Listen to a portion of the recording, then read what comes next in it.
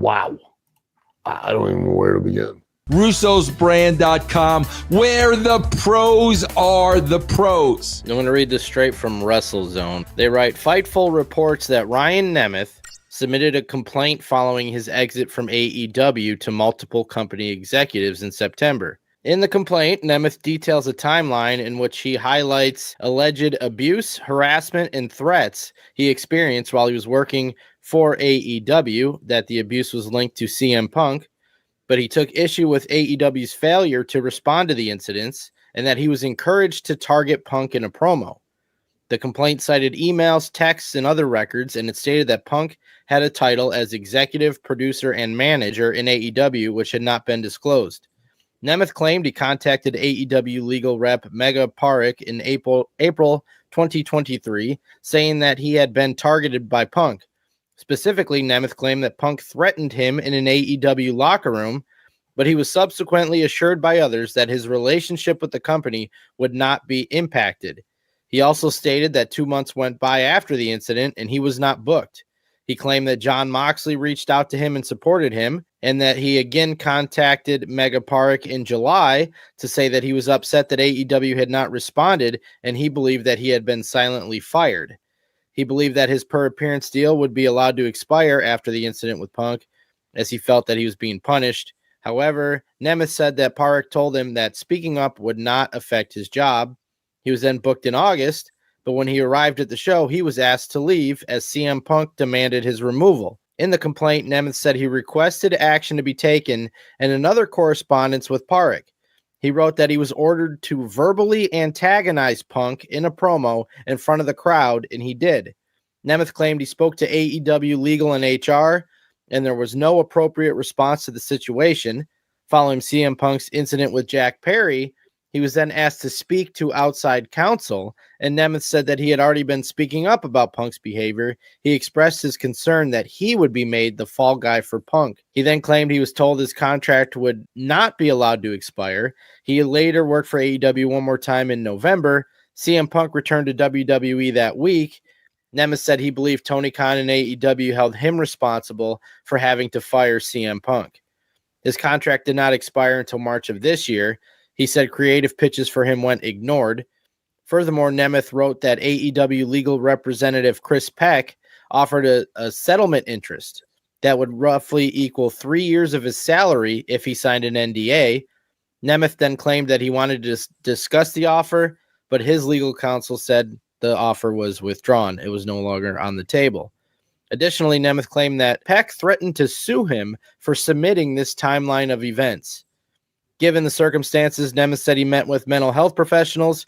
He was seeking policy change and the financial consideration that was discussed.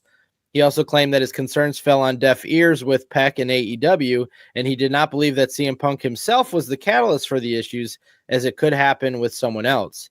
Fightful says that Nemeth also spoke to Tony Khan, and while Khan considered bringing Nemeth back, Nemeth did not want to return after all this.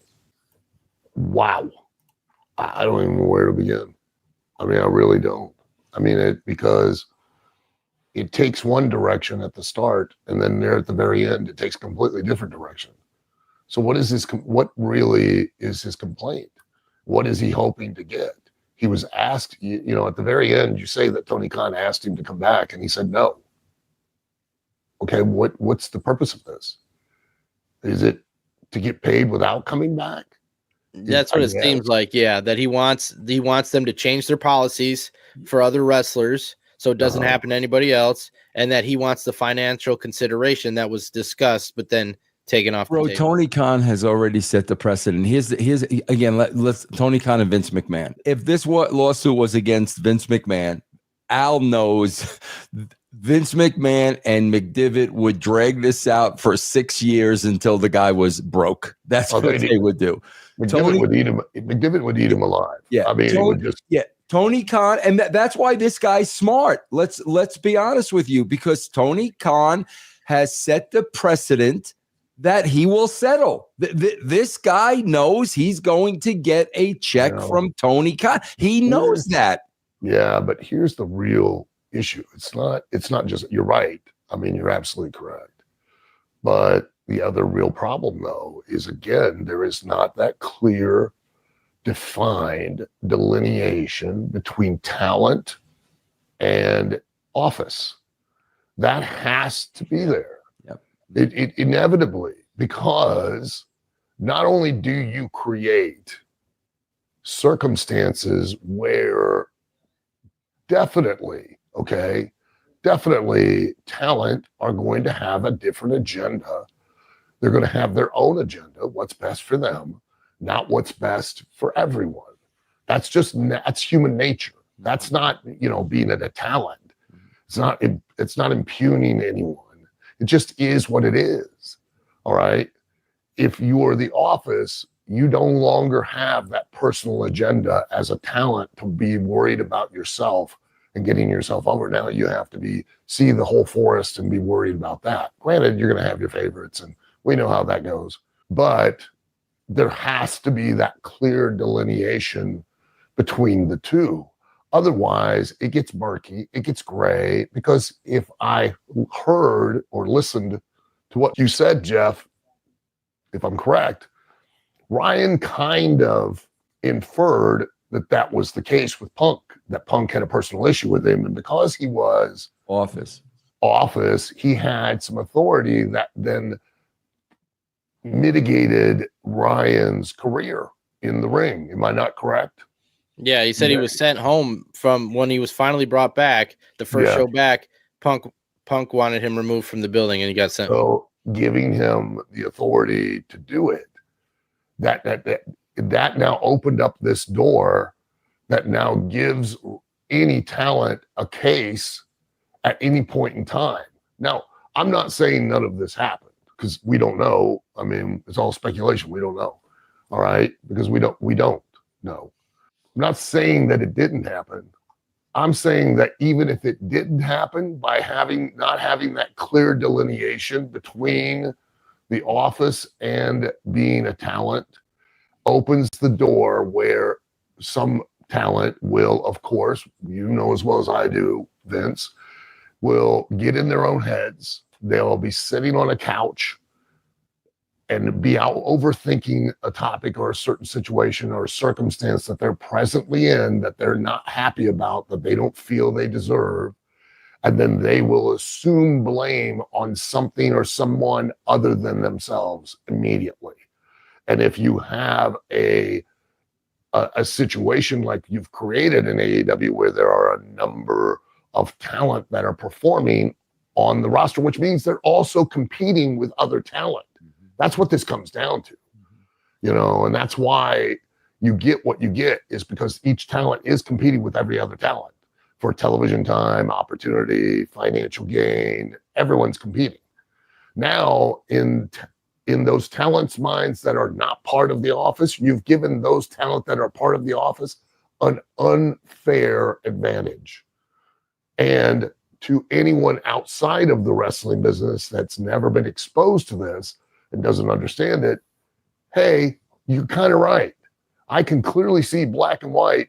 This guy is a part of the management and administration of the company, and he does kind of he's the football player who always gets to be the starting player on the team, because he happens to work in the office too.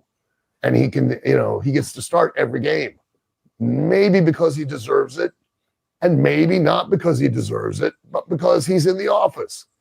And now you've just helped this talent create a case that he might not even have been there if it hadn't been for the fact that you have given, because you wanted to be liked, gave a talent that should be just a talent some kind of authoritarian position.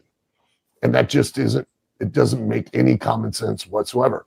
It should always be office is office, wrestlers are wrestlers. It should not be, we've got 3 wrestlers that are at the top of the card that are also executive vice presidents.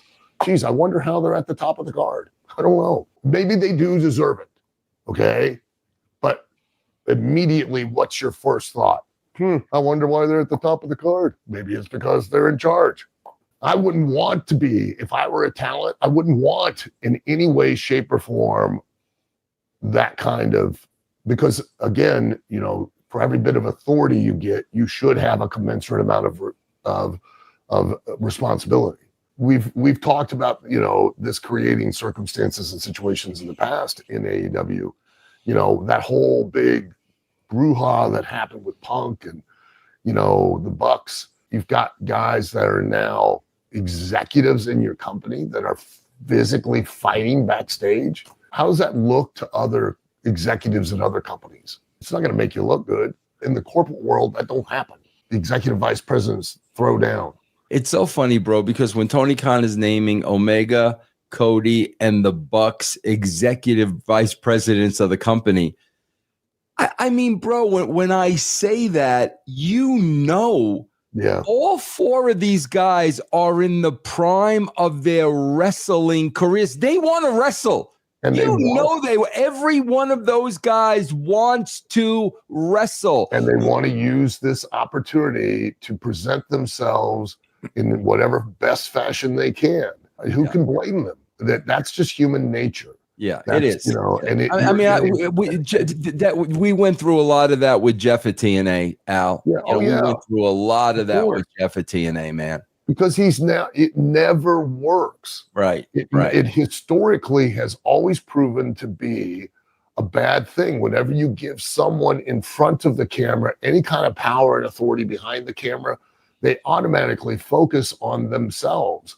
And they stop looking at the greater good for everyone and look at their own singular good. It's just human nature. It is human nature. I've said that a million times, having worked with Kevin and Dusty. And I went through that exercise, Al, so many times. It's human nature. It doesn't matter who's in that spot. But in this situation, you now have created a door that's wide open because of that problem, between that conflict of interest that's there, that you have a talent that's also got authority that now has a problem with another talent on a personal level that prevents that talent from getting an opportunity or being utilized to their fullest extent.